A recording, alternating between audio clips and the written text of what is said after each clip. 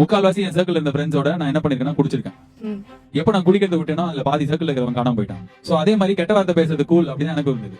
அவ்வளவு கெட்ட வார்த்தை பேசலாம், ஏன்னா எனக்கு அது பயங்கர பவர் கொடுத்த மாதிரி நினைச்சிட்டேன்.